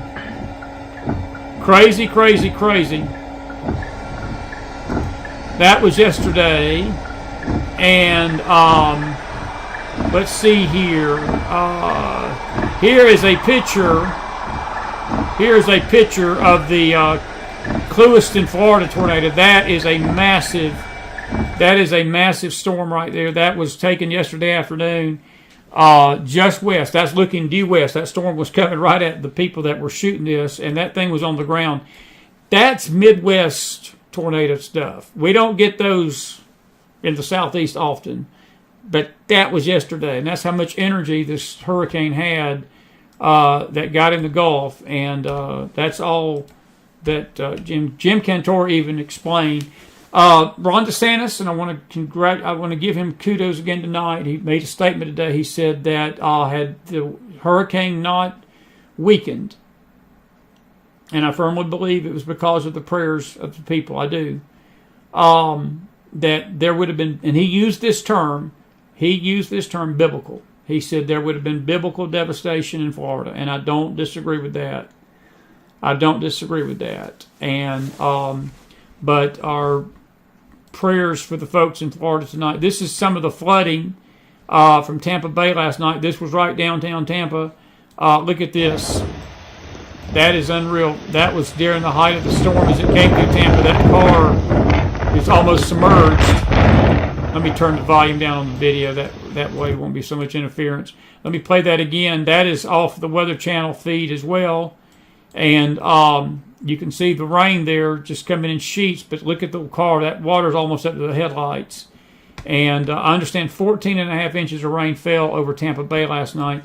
If you were with us during our live show last night, Sharon Crandall, she mentioned Tropicana Field and so forth, and I want to find it. We've got it on our Telegram page. By the way, folks, we got a Telegram page we need y'all to subscribe to.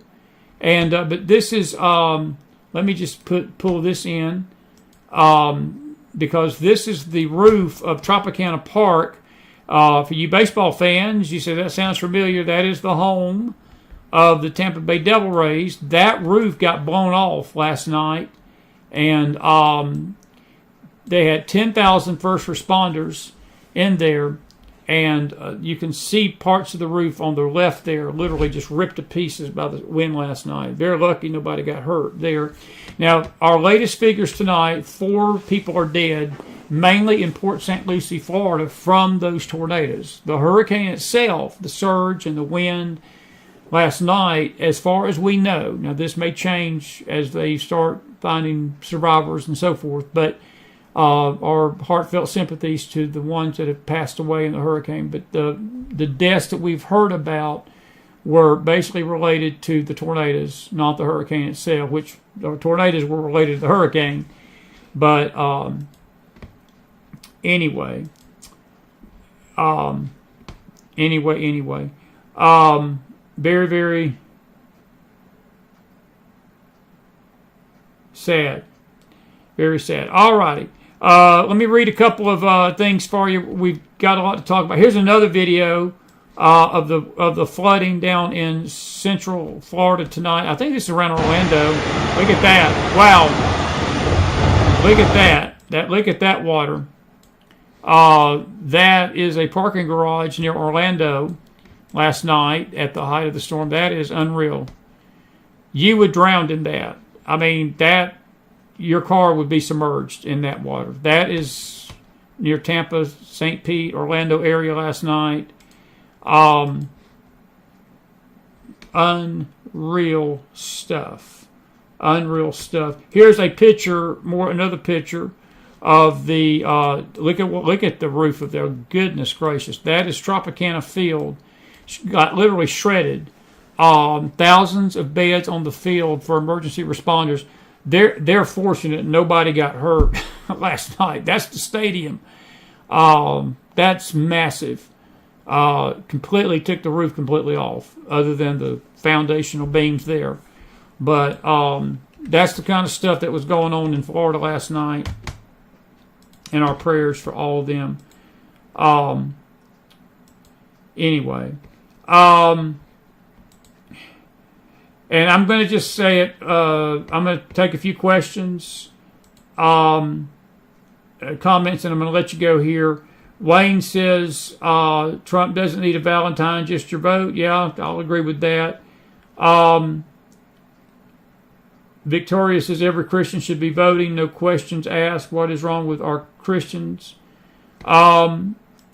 Virginia, what's wrong with them? I can't answer that fully. I wish I could get in their heads. I can't. Only God knows the heart. I mean, I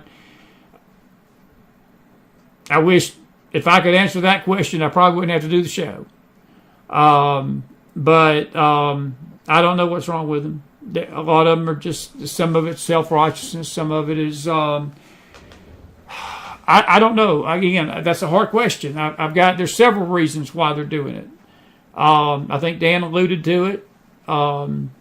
People just think Trump's, the Antichrist. I mean, you got people literally calling him that out there.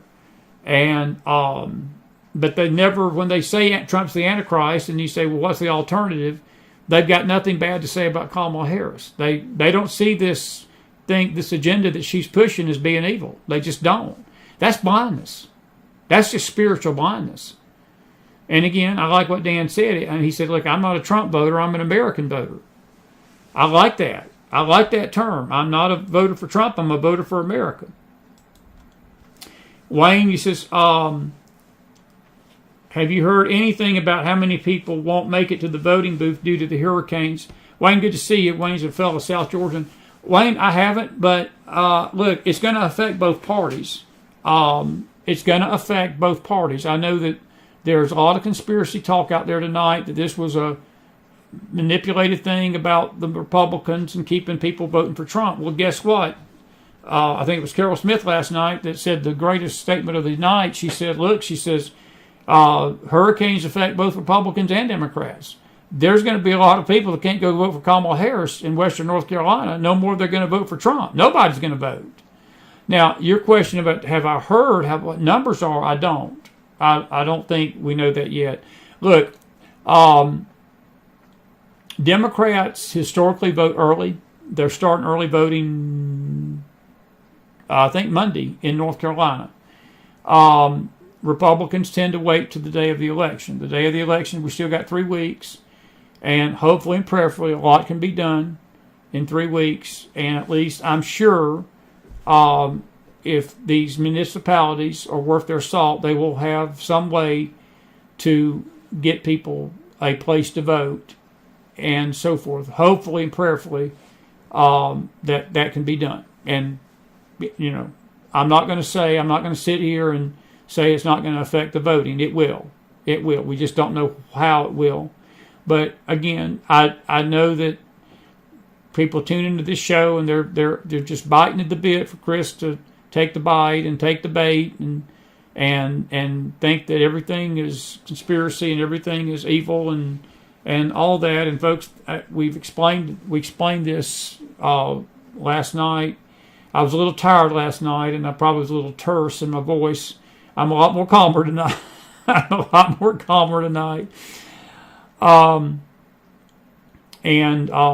If you were with us in this morning's Bible study, I explained a little bit of the reasons why these things happen. Dennis Floyd, I think, asked he asked a great question last night. He said, well, Satan's the prince and power of the air. And we explained that this morning in our Bible study, that he is.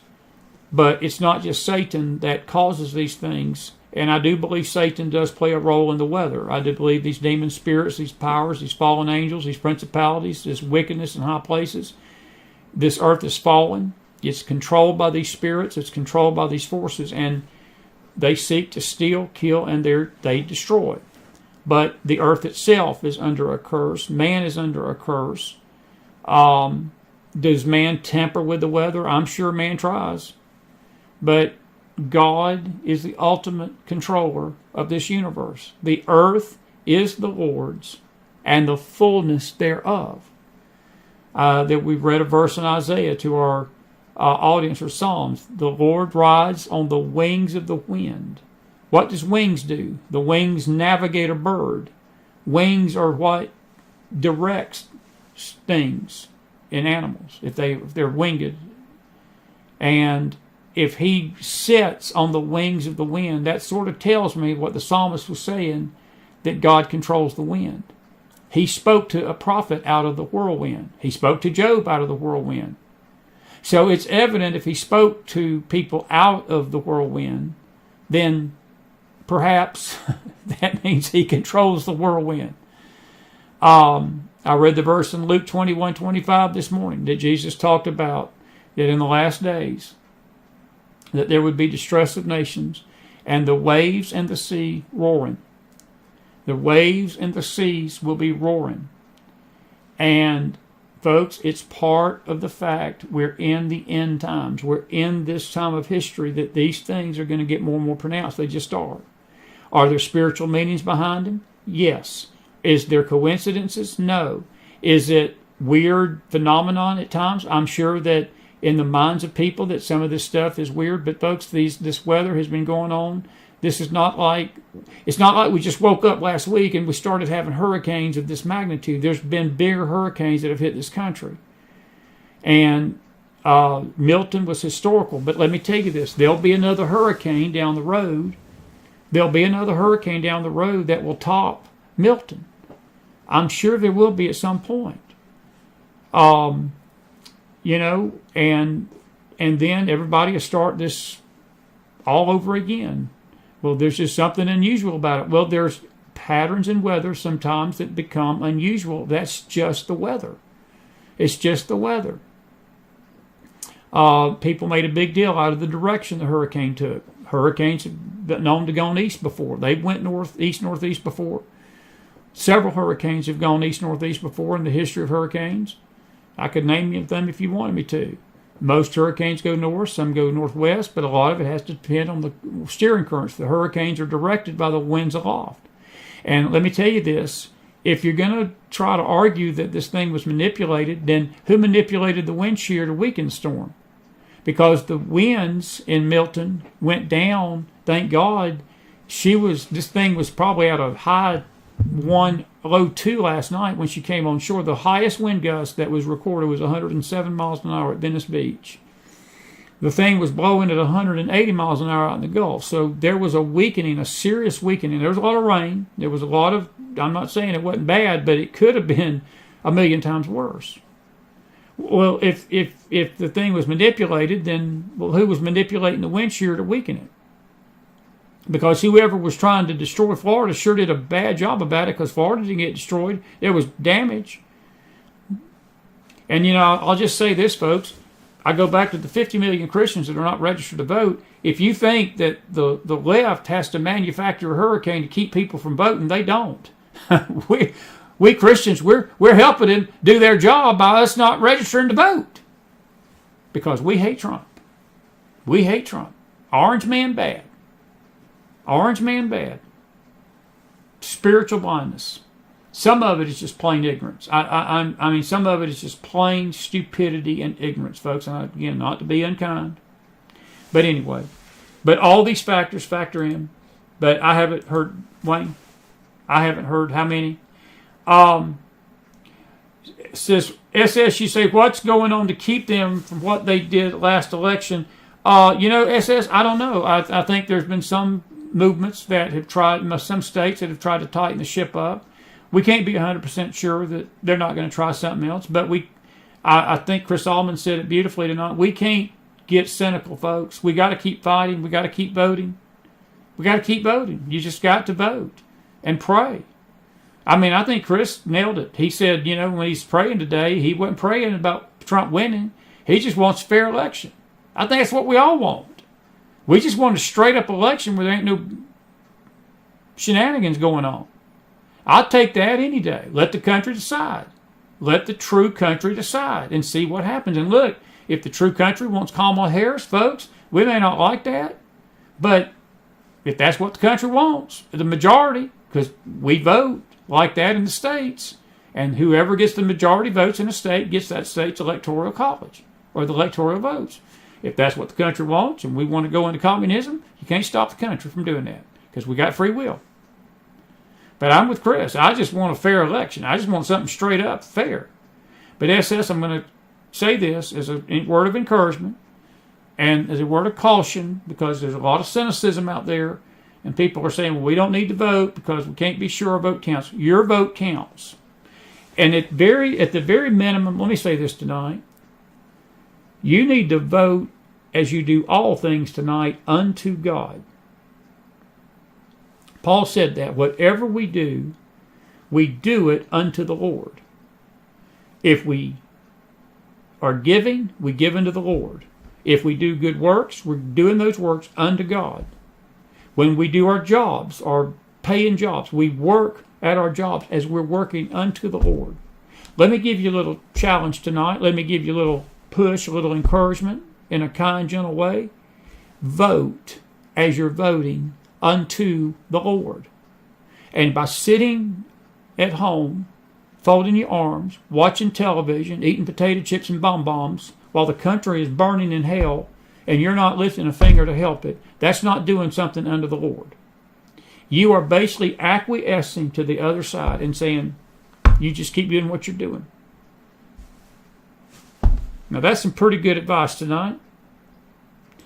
And I'll say it for the first time. I'll even myself on that one.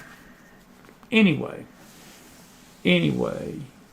Wayne, I miss being in South Georgia. Good to see you, man. Good to see you tonight. All my South Georgia folks. And anyway, SS, I'm glad you're voting.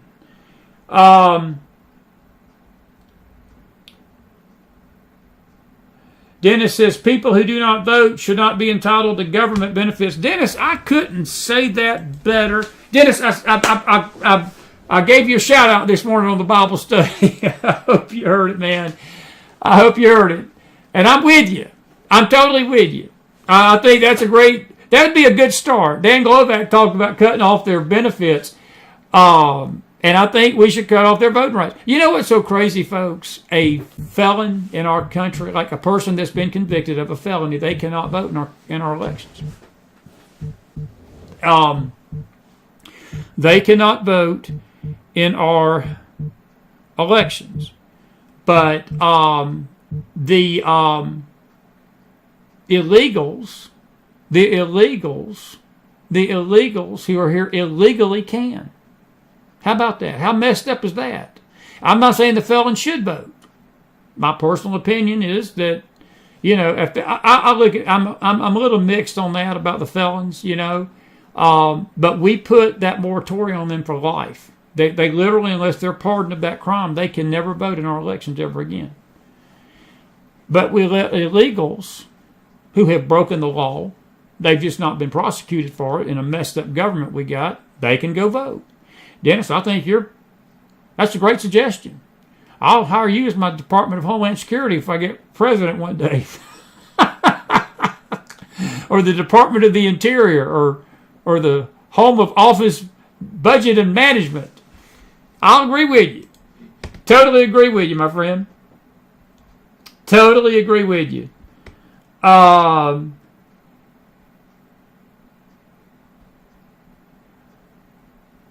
Let's see. Somebody said I need you to qualify for what? Oh, Janet says I read you need to qualify for that $750, but I didn't see what the qualifications are. Janet, somebody mentioned about some of the homeowners. You had to be a homeowner or something, and I think Jake. I mean, no, nothing against the person that posted it, but Jake, I think, nailed it. It's still an insult. They shouldn't have to qualify for nothing. I can guarantee you, Zelensky didn't have to qualify for the billions and billions and billions and billions of dollars that we sent there. Lebanon didn't have to qualify. These Hezbollah terrorists got $150 million of money. Folks, $150 million. What could have been done had they taken that $150 million to the citizens of North Carolina and Tennessee and probably had enough spared over for Florida tonight? Let's just say you divide that up equally 3 ways, $50 million to each place. I mean, you know, do y'all realize we've got 350 million people in this country? Let's just say you take the kids out. So we've got roughly, I'm guessing, estimate maybe 200 million, 250 adults, okay? That's over the age of 25. I'll just say over the age of 25. But even if, let's just conservatively say we got $200 million. If they went and gave every American citizen $1 million tonight, they wouldn't even miss it. They wouldn't miss it. We've not been giving Ukraine millions, folks. We've been giving Ukraine billions. We've been giving immigrants, illegals, billions. Not millions, billions. But we are going to make people that are washed out of their homes to qualify for a $750 grant. That's an insult. I'm with Jay. It's an insult. It's an insult to us, but it's an insult to the victims. That's government for you. That's Kamala Harris for you. That's Kamala Harris. Anyway. I'll leave myself. Cedric said he went and voted today. Cedric, I'm proud of you. I'm proud of you. Cleo says FEMA says fill out a disaster assistant application for the 750. However, hearing that some are being declined or given a portion only of the 750. Wow. You know, if that's true, that is hideous. That's just hideous. I mean, what are they applying for? A bank loan? This is the government. It's crazy. I do know that they're making gender an issue. It's social justice. It's social equity. It's based upon gender, based upon sexual orientation. I played you the video the other night. The LGBTQ community is throwing their lot in and claiming they're being discriminated against because they're not getting as much money as other heterosexual people. And that's this government. Folks, I cannot stress this enough. This is wickedness, what's going on over this country tonight. It's nothing but pure, plain wickedness. Nothing but pure, plain wickedness. Pure, plain wickedness. Apostasy. And we're in a mess. All righty. I got 5 minutes. Any other comments? Any other questions? This is it for tonight. Jake, it's an insult to all of us. It's an insult to all of us. I'll totally agree. Wayne, I like your point. Everything on this earth, including Earth itself, has an expiration date. To a degree, that is correct. Wayne, this earth is going to be renovated one day by fire, but the new earth is coming, a new heaven and a new earth. But all of us in this chat room, I will say this, Wayne, we all have an expiration date, my friend. We do. That's a good point. That's a good point. We got 5 minutes. 5 minutes. 5 minutes. Speak now, forever hold your peace. Carol Smith says we shouldn't give money to countries who hate us. We need it here. I'll agree with that. I will totally agree with that, Carol. And you know, Ukraine hates us. Ukraine hates the Americans. They don't care for us. They have drained this country dry. They have literally extorted this country. And as I said, folks, let's just, for argument's sake, we got 200 million people, adults. You could give them $1 million apiece. And I know you got 200 million over North Carolina tonight. You've probably got a couple of million people in that region, maybe 100, less than a million. I don't know. But you could give those folks $100,000 each, and this government, that'd be like somebody pulling a $20 bill out and handing you a $20 bill. We can't do that for our own people, but we can give billions to terrorists. That's wickedness. That's apostasy. That's a country that's lost its plain blanking mind. It's a country, it's the people that have lost our mind. All righty, let's see. Anything else? Good to see everybody tonight. It really is. Good to see everybody. It really is. Okay, I'm going to say goodnight. Thank you all for being with me. Did you enjoy Chris Allman? I did. It was good to see my buddy tonight. I'm grateful for him. And he's headed out this week to get back on the road. Dan Golvach in Houston, my dear buddy. Good to see him. We're going to see him again too, hopefully. And now, as of right now, I'm going to have to pass. You Bible students, I miss you. I'm going to miss you in the morning. I've got a doctor's appointment I forgot about that I've got to go to in the morning. And nothing serious, but it's just something I got to have done. It's dental related. I'm not going to be with you on the Bible study, so I won't see you again. We may have a late show tomorrow night. We'll do a Hurricane Milton update tomorrow. If we do, when it'll be late in the evening, late. It won't be long, probably a half hour, 45 minutes max. Take your questions about Milton, and we may get Sharon back on the phone to tell us about the damage in Tampa. We'll see. We'll see what happens tomorrow night. But I won't see you again then, and we'll be back here Sunday morning on our faith show, Sunday morning fellowship time, the Bible study Sunday night, the Lord willing. We may not do Sunday night. I don't know. I'm going to be on location next week. We're going to have shows. It'll just be sort of sporadic because Chris has got a granddaughter coming who is going to arrive a week from last night. She will be here the 16th of October unless something happens beforehand. And I will be a granddaddy for the 4th time. 2 granddaughters, 2 grandsons. Wow. I'm a blessed Papa Mac.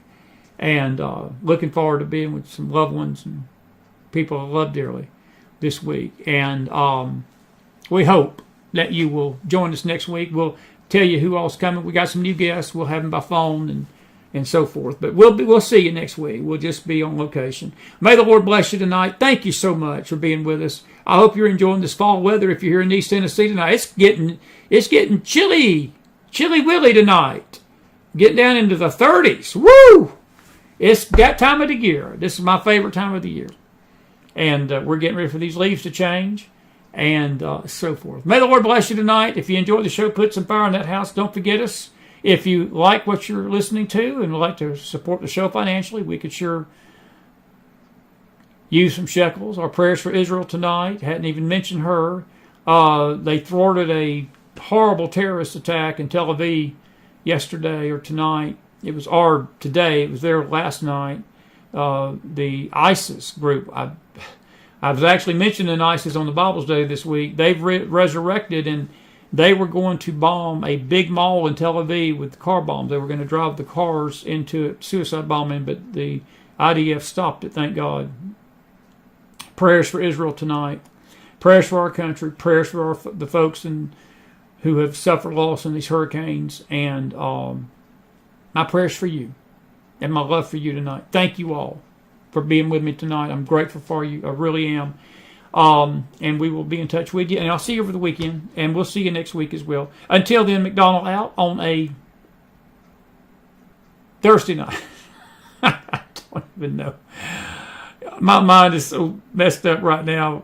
It's just it's Professor Kingsfield. Y'all remember the paper chase? Kingsfield brought them kids in there. He said, "You came in here with a mind full of mush. You're going to leave here thinking like a lawyer." Well, Chris's mind's a mind full of mush these days, and I can't remember what day it is.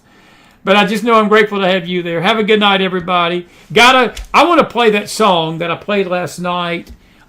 This was really, really awesome. This is Pat Boone, and I'm going to go out with this one tonight. I love this song, Where Did America Go? And I'll see you back here on the McFiles late tomorrow night and then over the weekend and then next week. May the Lord bless you, folks. Listen to this song. Good night.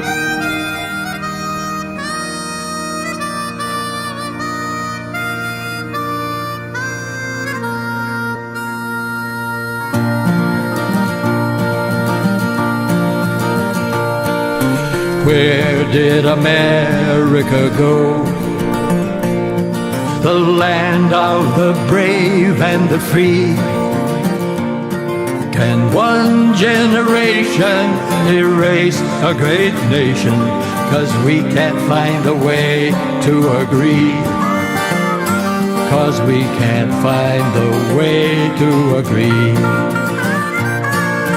Where has America gone? Where are Abraham, Martin, and John? We drowned out their voices and gave up our choices. Do we have the strength to move on? Do we have the strength to move on? Oh, God of sweet liberty, help us and heal us again. If we fall on our knees, will you still hear our pleas? Take us back to where we were then. Take us back to where we were then. How could America fail? We gave up our own holy grail. That old Constitution still holds the solution, but we gave up our freedoms for sale. Yes, we gave up our freedoms for sale. Can America still rise again? find our way back to where we were then. Yes, that old family Bible still holds our survival. It spells out the way we can win. Yes, it spells out the way we can win. Oh, God of sweet liberty, please help us and heal us again. If we fall on our knees, will you still hear our pleas? Take us back to where we were then. Oh, take us back to where we were then. America, where did you go?